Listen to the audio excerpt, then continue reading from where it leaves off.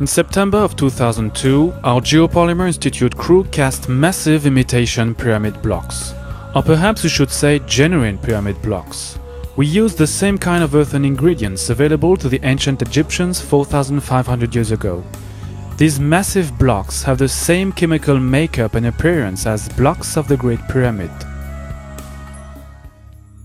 The limestone we used consists of fossil shells called nummulites, like those in the Giza bedrock. Like in Giza, our French limestone is so loosely bound it doesn't require crushing. But unlike in Giza, it contains no kaolin clay. We heap the cement additives, lime, natron and kaolin clay, near the limestone. The two components will react in the water and build in situ geological glue, which will then yield the hard geopolymeric rock agglomerated limestone. We start making the cement by mixing sodium carbonate, found in Egyptian natron, and lime in 500 liters of water. We then add the kaolin, inherent to Giza limestone, and stir the mix with a wooden tool. We dump 1 ton of limestone rubble into the basin and mix it with the cement. Several days later, water has evaporated from the basin, so we remove the disaggregated limestone for making the block. Inspecting the mixture, 95% limestone aggregates and only 5% rock-making binder. Between 12 and 17% of water give it the consistency of wet sand. One squeezes the mixture with his hand and it keeps its shape. This batch will quickly gain strength.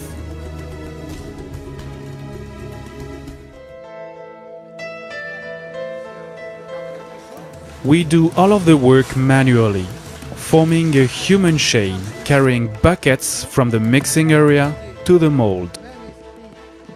We pour the limestone concrete mixture in a mold and pack it down with a tool called a rammer.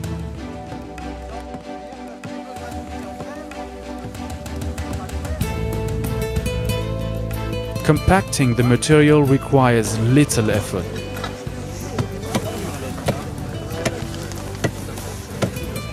The packing operation encourages cohesion and the denser mixture takes on high strength from the initial curing phase. When the climate is warm and beautiful, our crew rapidly produces a re-agglomerated limestone that proved strong, dense and true to the plant's size and shape.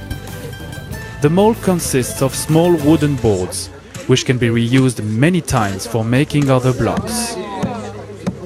In this ideal weather, the whole process runs smoothly and is very simple. We remove the mold 4 hours later. The synthetic limestone looks like a natural stone.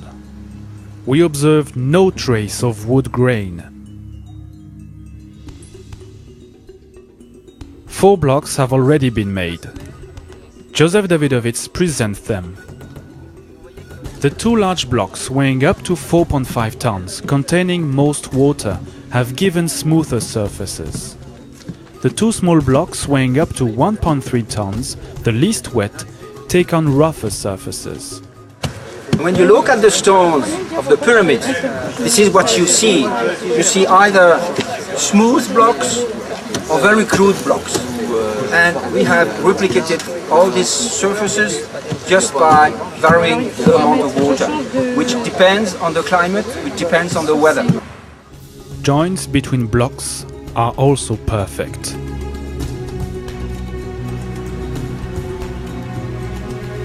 It will take 3 months for the stones to fully cure because of the climate of northern France. In 4,000 years, will future archaeologists insist that our imitation pyramid stones are natural limestone?